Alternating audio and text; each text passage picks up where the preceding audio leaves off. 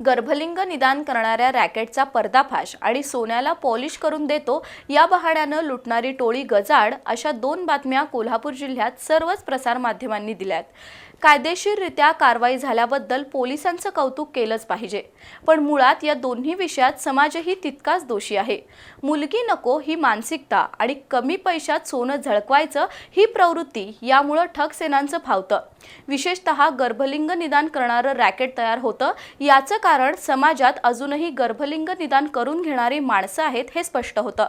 त्यामुळे आता सामाजिक स्तरावरच या प्रश्नांचा गांभीर्याने विचार व्हायला हवा। एका हातानं कधी टाळी वाजत नाही असं म्हणतात। गर्भलिंग निदान करणारं रॅकेट उघडकीला येणं ही प्रगल्भ आणि निकोप समाजासाठी कलंकाची बाब आहे। हल्लीच्या काळात सर्वांनाच श्रीमंत व्हायचं असतं, त्यामुळे तत्व, प्रामाणिकपणा, नैतिक मूल्य मागं पडत चालली आहेत। पैसा मिळतोय ना, मग कोणताही धंदा करा अशी चुकीची मानसिकता होऊ लागली आहे। त्याचं उदाहरण म्हणजे गर्भलिंग निदान करणं। कायद्यानं बंदी असलेल्या आणि नैतिकता म्हणूनही चुकीच्या असलेल्या गर्भलिंग निदानाच्या अनेक घटना आजवर उघडकीला आल्या आहेत। प्रत्येक वेळेला बातमी आली की थोडीफार चर्चा होते आणि नंतर सगळेच जण सगळं काही विसरून जातात। भुदरगड तालुक्यात अशाच एका गर्भलिंग निदान करणाऱ्या टोळीचा पर्दाफाश झालाय।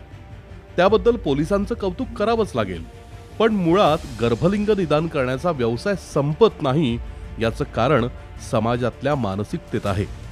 मुलगी नको, वंशाचा दिवा म्हणून मुलगाच हवा ही मानसिकता अजूनही संपलेली नाही। विशेषतः ज्या दाम्पत्यांना पहिल्या 1-2 मुलीच आहेत त्यांना तर वंशाचा दिवा म्हणून मुलगा हवाच असतो। त्यामुळे अशी दाम्पत्य गर्भलिंग निदान करून घेण्याच्या तयारीत असतात आणि त्यासाठी पैसे खर्च करायलाही तयार असतात। त्यातूनच गर्भलिंग निदानाचा गोरखधंदा सुरू राहतो। मागणी तसा पुरवठा हा बाजारपेठेचा नियम असतो। त्यामुळे समाजाकडून गर्भलिंग निदान केलं जातंय म्हटल्यावर गर्भलिंग निदान करणाऱ्या टोळ्या तयार होतात। परिणामी स्त्री भ्रूणहत्या टाळायची असेल, मुलींचा जन्मदर वाढवायचा असेल तर गर्भलिंग निदान करण्याची समाजाची मानसिकता संपली पाहिजे।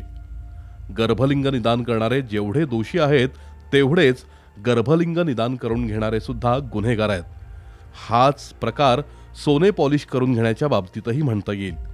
सोनं पॉलिश करून देण्याच्या बहाण्यानं लूट झाल्याच्या बातम्या आजवर हजारो वेळा ऐकल्या असतील, वाचल्या असतील, पण तरीही आपला समाज काही शहाणा होत नाही। कुणीतरी भामटा दारावर येतो, तो कमी पैशात सोन्याला पॉलिश करून देतो म्हणून सांगतो आणि आपले पैसे वाचतायत या विचारानं आपण कसलाही विचार न करता सोन्याचे दागिने त्या भामट्याच्या हाती सुपूर्द करतो।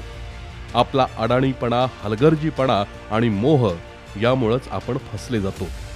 दुनिया झुकती है झुकाने वाला चाहिए हे वाक्य आपण अनेकदा ऐकलं आहेच।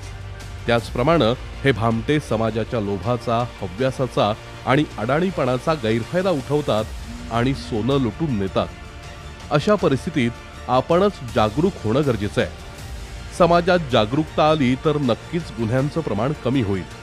त्यासाठी सत्सद विवेकबुद्धी, सारासार विचार आणि किमान जागरूकता असणं आवश्यक आहे।